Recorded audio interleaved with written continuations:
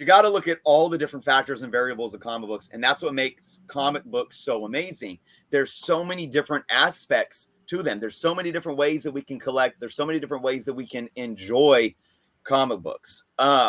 So you can answer it to say, well, you got to say the golden age that dawned the superhero, because without it, there wouldn't be any of this, but then you got to say the silver age, because that's what made it what it is. And Stan Lee, okay, we could give credit to Superman for being the first ever superhero, and Batman is probably surpassed any other DC character in terms of, that iconic character, at least for DC.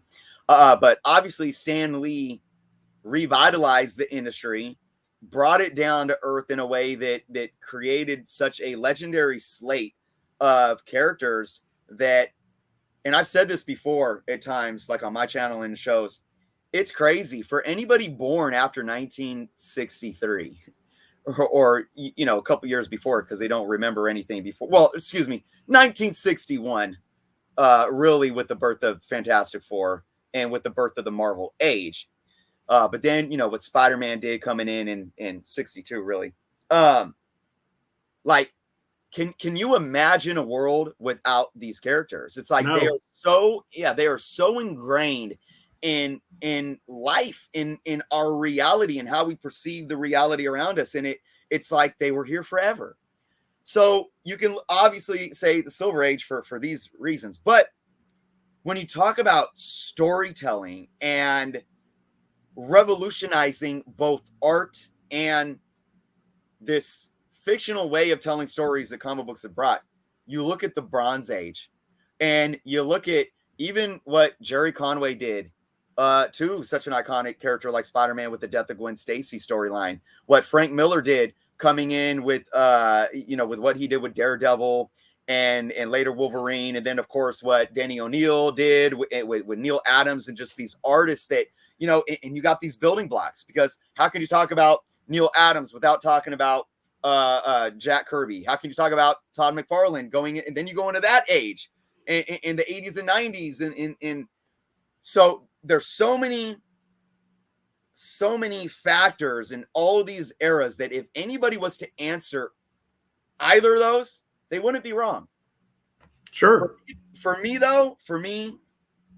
it's as much as I, growing up in the 80s and the early 90s and loving everything about comics in that era, I have to allow my answer to be the Silver Age. I mean, you had, I think the Silver Age and what Stan Lee did in the Silver Age is basically what Michael Jordan did with basketball. I think that's a great analogy. Yep. You had Wilt, you had Larry, you had Magic, you had all these greats that built the game.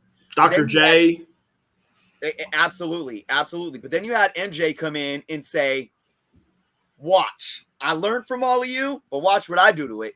But then everything after that is a product of MJ or the game that he made. Look at even Kobe. So like, Kobe's the Todd McFarlane to MJ being Jack Kirby, so to say. Another example, if you want to use music or hip hop, I would use Tupac. Because you can look at Tupac was influenced by, the originators like Rakim and Melly Mel and KRS-One and Big Daddy Kane.